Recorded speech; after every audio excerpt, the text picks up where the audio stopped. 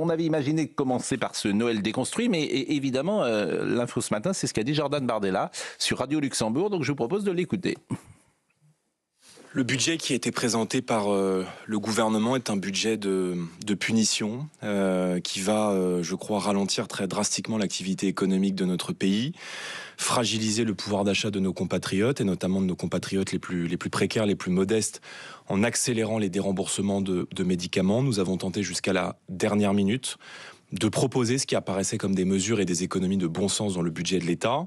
Le ministre Saint-Martin, le ministre du Budget, s'est exprimé hier en indiquant que le gouvernement n'entendait plus bouger. Le gouvernement ne fera pas de nouvelles concessions, a-t-il dit. Par conséquent, à partir du moment où Michel Barnier poursuit la politique d'Emmanuel Macron, le Rassemblement national censurera évidemment ce gouvernement. Sauf évidemment, miracle de dernière minute, si Michel Barnier venait à revoir sa copie d'ici 15 heures, mais j'ai peu d'espoir qu'il soit touché par la grâce, étant entendu que nous avons été sciemment ignorés et méprisés depuis plusieurs mois. C'est plié pour vous. De la responsabilité du gouvernement. Oui, c'est plié. Bon, jusqu'à présent, moi j'étais sur une ligne, j'imaginais pas que ce soit l'avantage, l'intérêt plus exactement de Marine Le Pen de demander la censure. Pourquoi ? Parce que il y a des gens comme Retailleau, Monsieur Retailleau, Madame Bréjon, Monsieur Portier qu'on a écouté l'autre jour, qui sont sans doute proches de son point de vue. Je suis pas sûr que ces électeurs la suivent complètement non plus. Évidemment, l'eau de la Seine ne va pas se transformer en sang, mais il y aura sans doute un certain climat. Il n'y aura pas les 10 plaies d'Égypte. Élodie Huchard. Oui, le problème, et c'est pour ça que le gouvernement d'ailleurs pensait qu'elle ne censurerait pas, parce qu'ils se sont posés un peu la même question que vous, c'est en fait quel est son intérêt ? Quel est son intérêt, notamment par exemple auprès de publics qu'elle essaye un petit peu de draguer, comme les entrepreneurs par exemple. Les entrepreneurs, les entreprises là n'ont pas forcément envie de ne pas avoir de budget. Le problème, c'est que là on est rentré dans une sorte de guerre où Marine Le Pen s'est estimée pas assez bien traitée, et on a vu notamment la réunion de la semaine dernière à Matignon lundi qui a été un petit peu le point de basculement, où Marine Le Pen s'est sans doute dit « je vais voir le Premier ministre qui va me donner certaines concessions ». Et en fait, comme je reprends ces mots, il a été campé sur ses positions. Les enchères sont montées et on se retrouve aujourd'hui avec cette annonce. Bon, on va écouter une deuxième fois Monsieur Bardella, mais il devrait s'inspirer de la gauche danoise, Monsieur Barnier. Parce que le meilleur moyen d'attaquer le RN, c'est effectivement de faire une politique qui ressemble au RN. Sur certains points, en tout cas. Et c'est ce qu'a fait la gauche danoise. Et dans ces cas-là, le RN baisse, puisqu'en plus, quand tu as Retailleau dans ton gouvernement, quand tu as des gens comme Portier dans ton gouvernement, ce sont autant de signes que tu envoies. Et au lieu de ça, il a fait une politique différente. Deuxième... Comment ? C'est marrant parce que vous postulez... La gauche danoise. Oui, non, mais vous avez... En fait, je suis d'accord avec vous. Moi, depuis le début, je pense qu'il n'y aura pas de censure à cause de votre argument. Mais vous postulez, nous postulons peut-être de façon hasardeuse que les acteurs sont raisonnables, rationnels et qu'ils vont toujours dans le sens de leurs intérêts. Mais sa stratégie n'est pas bonne. La stratégie de M. Barnier n'est pas bonne. Comme je vous le dis, en plus vous dites que leurs électeurs, moi j'ai plutôt... Leurs militants les poussent beaucoup, j'ai l'impression. La stratégie, c'est d'aller chipper précisément sur le terrain du Rassemblement national ce que veulent les électeurs. Il n'y a pas qu'à le problème à voter la censure. Hein. Oui, vous avez raison. Toute la gauche. Georges Fenech. Toute la gauche est prête à voter la censure. Oui, Georges Fenech. Y compris François Hollande. Oui, François Hollande. François Hollande, il doit son siège à la nouvelle Front Populaire. Le Rassemblement national. Mais si la gauche, disons le NFP actuellement, ne vote pas la censure, le Rassemblement national, à lui tout seul, n'a pas la possibilité de faire tomber le gouvernement. Vous avez raison. Donc ne focalisons pas entièrement sur le Rassemblement national. Il y a aussi la gauche à laquelle vous avez appartenu, dont François Hollande qui s'apprête à faire tomber le gouvernement. Philippe Guibert. La gauche à laquelle j'ai appartenu. Non, le PS est complètement idiot de voter cette censure. Alors, si c'est ça que tu veux me faire dire, le PS n'a pas du tout intérêt à jouer la crise de régime. La stratégie de Mélenchon, qui consiste en fait à provoquer une présidentielle anticipée pour être le seul candidat de la gauche, c'est pas du tout l'intérêt du PS. Donc si c'est ça que tu veux me faire dire, je te rejoins volontiers. Je vous propose... C'est irresponsable. Ce qui est responsable, parce que tout le monde oublie de dire qu'on va avoir une hausse des taux d'intérêt. Si le Barnier tombe et le budget avec, on va avoir une hausse des taux d'intérêt. Non. Tout le monde n'oublie pas de le dire, non. Franchement. Pas forcément. Vous êtes le seul à le dire. Hein. Oui, mais parce que personne n'imagine le scénario auquel je pense. Barnier 2 ? Non.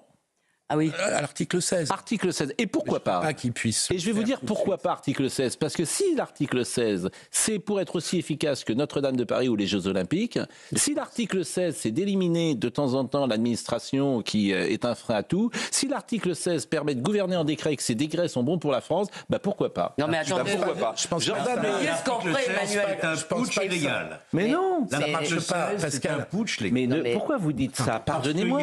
Il y a le texte, il y a Oui. le texte de l'article 16, mais il y a aussi l'esprit. Mais vous n'êtes pas gaulliste, cher ami. Attendez, l'article 16, c'est quand il y a une menace imminente contre Et alors le pays. Eh ben, la menace, Ça a été elle existe. utilisée par le général de Gaulle pendant l'affaire algérienne. Mais on peut considérer que la France est en danger sur le plan économique. Mais oui, mais pour en faire quoi? Bon, écoutez, monsieur Bardella, deuxième passage. Et après, je vais vous lire l'article 16. Ouais.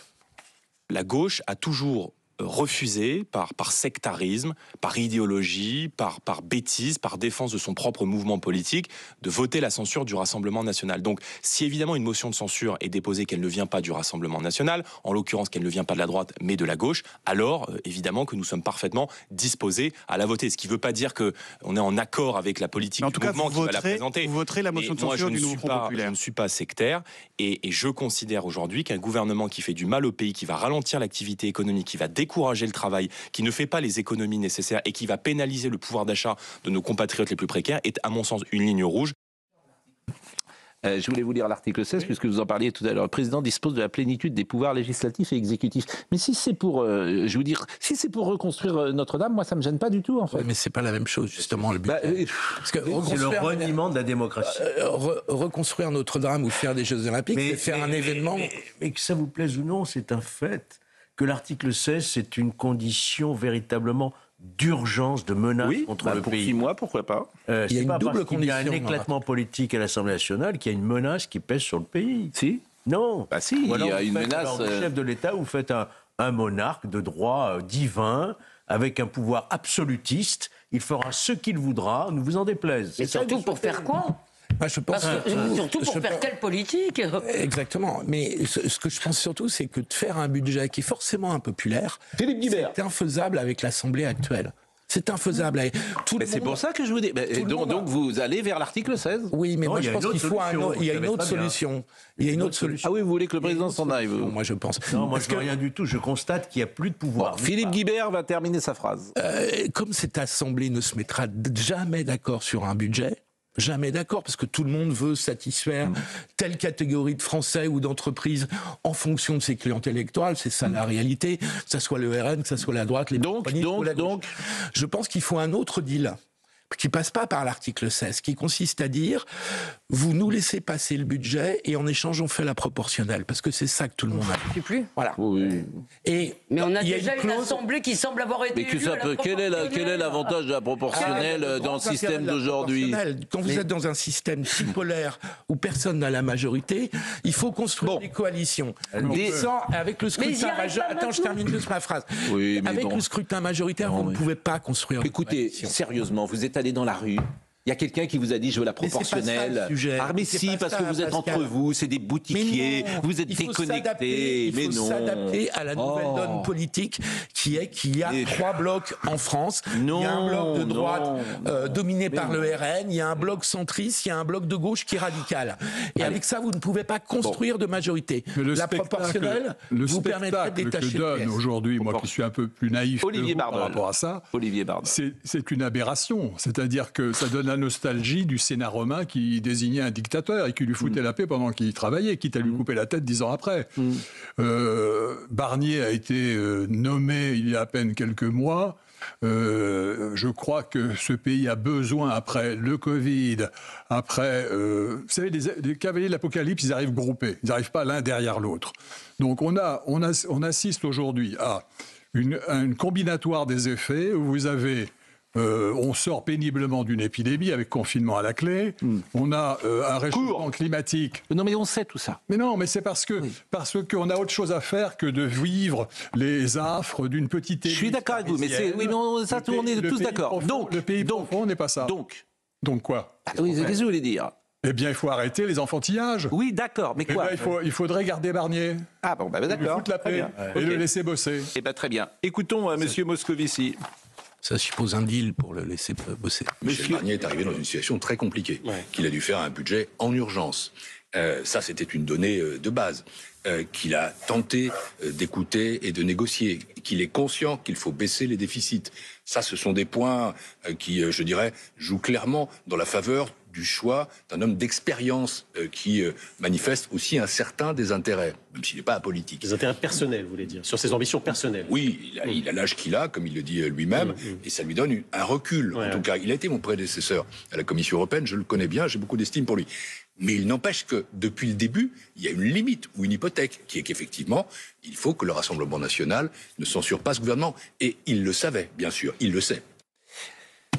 Maud Bréjon était également avec nous, elle est porte-parole du gouvernement, on va l'écouter. Si les uns et les autres ont décidé, quoi qu'il en coûte, de voter la censure, je n'ai pas, moi, les moyens de les en empêcher. Je dis en revanche qu'il faudra ensuite assumer devant les Français, dans chacune des 577 circonscriptions de France, les conséquences de l'éventuel vote d'une motion de censure qui ferait tomber le gouvernement, mais surtout qui ferait tomber le budget. Voilà ce qu'on pouvait dire ce matin. De toute façon, il va... Alors, Élodie, c'est quand ? C'est cet après-midi déjà ? Alors, à 15h, à l'Assemblée nationale, effectivement, ils vont discuter du texte issu de la commission mixte paritaire. Et après, Michel Barnier a plusieurs options. Soit il dégaine le 49.3 dès 15h et il coupe les discussions, soit il attend un certain nombre de discussions et il dégaine le 49.3, et sinon, il peut aller au fait qu'il ne le vote pas et dégainer plus tard. Je pense que... je vais vous montrer une petite photo qui en dit plus que n'importe quel édito. Et voilà ce qui peut arriver si la censure est votée. Donc voilà. Donc après, chacun... je trouve que cette photo en dit plus que n'importe quel édito. Madame Castet, que vous voyez, je ne ferai aucun commentaire. Et Madame Tondelier, je ne ferai aucun commentaire. Envoyez-la Madame Le Pen, peut-être. Ils n'ont aucune chance. Aucune chance. Ça tombera immédiatement. Oui, mais donc ça n'arrivera pas. Pascal, Monsieur Olivier Bardol. Il y a quand même une illusion dont nous sommes tous plus ou moins victimes, parce qu'on barbote dans notre microcosme parisien et français, mais parisien surtout, c'est cette notion de la France est too big to fail. Il lui arrivera finalement rien. La dette sera indéfiniment reportée, on paiera les intérêts chaque année, ça, on peut pas les repousser, comme un gros fardeau, ça passe devant le budget de l'éducation nationale, personne ne remboursera rien. Et on pense que finalement... on va s'en sortir comme ça et que le reste n'a pas d'importance. On peut nommer celui-là ou celui-là. Et bien donc, moi, je pense qu'on n'est pas too big to fail, que le système est extrêmement vulnérable. Mais non, le pire, c'est la déconstruction de Noël. C'est ça qui peut nous arriver de pire, c'est qu'on continue. C'est qu'on puisse continuer. Et en réalité... Si personne ne veut faire péter l'euro, ça va continuer. Oui, donc, ça va continuer et c'est Donc ça, on est too big to fail. Oui. Donc, c'est intéressant d'ailleurs parce que l'agence ne nous a pas dégradés alors qu'on devrait être dégradé depuis longtemps. Mais si on est dégradé, c'est tout le système qui est dégradé. Et donc, on continuera à devenir un petit pays de l'Union européenne. Moi, je suis quand même étonné par la stratégie de Marine Le Pen parce qu'elle a fait monter quand même très haut Maintenant, pour redescendre, elle n'a pas besoin de vous. Oui, elle n'a pas besoin de vous. Je vous assure, Marine Le Pen, pour sa stratégie. Jusqu'à aujourd'hui, elle est plutôt payante. Vous avez dit le contraire tout à l'heure. Tout à l'heure, vous disiez le contraire. Vous disiez jusqu'à aujourd'hui, elle n'a pas d'intérêt. Je suis d'accord, elle n'a pas son intérêt. C'est pour ça que elle n'a pas encore sa stratégie. Oui, mais c'est trop tard maintenant. C'est-à-dire qu'elle satisfait sa base la plus radicale, mais qu'elle s'éloigne de tous les électeurs qu'elle voulait séduire. Le calendrier de l'Avent, et ça, c'est tellement assez affligeant. C'est-à-dire que j'ai découvert un texte que je ne connaissais pas de Jean Raspail, qui est ressorti du 17 juin 2004. 17 juin 2004, qui avait été publié dans le Figaro. Je ne connaissais pas ce texte. Absolument formidable. 2004, il y a 20 ans. Car je suis persuadé que notre destin de Français est scellé, écrivait-il. Parce qu'ils sont chez eux, chez moi, c'est Mitterrand qui avait dit ça, au sein d'une Europe dont les racines sont autant musulmanes que chrétiennes. Ça, c'est Chirac qui avait dit ça.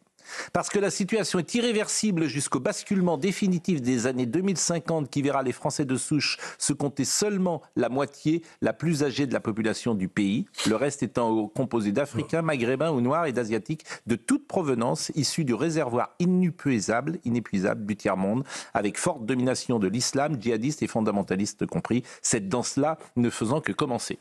2004. On a écrit ça il y a 20 ans. La France n'est pas seule concernée, toute l'Europe marche à la mort. 2004. Les avertissements ne manquent pas de l'ONU qui s'en réjouit. 2004. Travaux incontournables de Jean-Claude Chenet et Jacques Dupaquier, notamment, mais ils sont systématiquement occultés et l'INED pousse à la désinformation.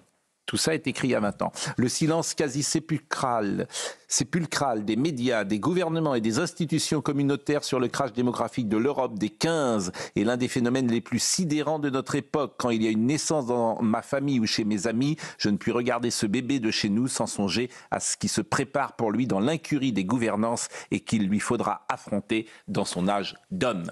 Jean Raspail, il y a 20 ans. Quel rapport avec l'avant ? Oui, le rapport est assez évident quand même. Vous êtes extraordinaire. J'essaie de comprendre. Est-ce que je peux expliquer je vois pas le rapport. Tout est dans la question. Oui. Vous comprenez pourquoi la droite en est là dans la question de monsieur. Alors, 40 ans de défaite. 40 ans de défaite idéologique dans une question. Quel est le rapport ? Est-ce que je peux répondre ? Quel est le rapport ? Non, écoutons le sujet. Sarah Warnier, et après, vous répondez. Vous n'avez pas répondu. Vous répondez, Philippe. Vous répondez. C'est dans un courrier de l'inspection de l'éducation nationale que certaines écoles dans l'Aisne ont reçu un rappel sur l'interdiction du calendrier de l'Avent. Un courrier qui a fait réagir certains élus, notamment le président de la région des Hauts-de-France, Xavier Bertrand, qui a fait part de son indignation sur les réseaux sociaux. C'est incompréhensible, Anne Genetet. L'éducation nationale n'a-t-elle pas d'autre priorité que de s'attaquer au calendrier de l'Avent des écoles et à nos traditions ? Une décision qui pose la question de compatibilité du calendrier de l'Avent avec les principes de laïcité. Je comprends ce que certains enseignants ont voulu faire, c'est-à-dire utiliser finalement un calendrier de l'Avent à des fins pédagogiques pour faire apprendre notamment le français, pour transmettre des connaissances en mathématiques, utiliser finalement un support un petit peu ludique pour la transmission des connaissances. Après, je comprends également la position de l'inspection qui réaffirme évidemment le caractère laïque de l'école et le caractère de neutralité. Une initiative qui semble individuelle. Du côté du gouvernement, le ministre délégué chargé de la réussite scolaire a rapidement réagi. Ce qui me semble important de rappeler, dans tous les cas, c'est qu'avant même les questions de conviction religieuse, le calendrier de l'Avent, c'est d'abord une question de tradition populaire. Et il suffit aujourd'hui de se rendre dans un supermarché pour s'en rendre compte. Et je pense que l'école, aujourd'hui, a peut-être d'autres priorités, que ce soit maintenant ou même plus tard, que ce genre de questions. Le calendrier de l'Avent, comme la fête de Noël, font aujourd'hui partie du patrimoine culturel commun. Elisabeth Lévy. Oui, non mais... Répondez à Georges Fenech. C'est tout simplement que le catholicisme... Ah, trop tard. Non, répondez. Le catholicisme en France, ce n'est pas une religion parmi d'autres qui doit évidemment bénéficier de s'imposer l'égalité avec toutes dans l'espace public. C'est la culture de référence. C'est une partie de la culture de référence. Nous sommes tous, y compris les laïcs, les athées, tous les Français doivent se reconnaître comme des enfants de cette culture-là. Et l'auto-effacement, le fait de dire nous n'existons pas quand toutes les autres cultures, elles sont triomphantes, conquérantes, veulent s'installer dans l'espace public, c'est une modalité du suicide. Non, le carillon. Et c'est ça le texte de Raspail, c'est ça qui veut dire Raspail. En fait, quand il parle des Français de souche. Non, mais c'est le carillon. Un dodo. Philippe, c'est le carillon. Est-ce que vous pouvez être discipliné une fois dans votre vie ? Vous avez un problème avec l'autorité. Oui. S'il vous plaît. Monsieur... Bravo.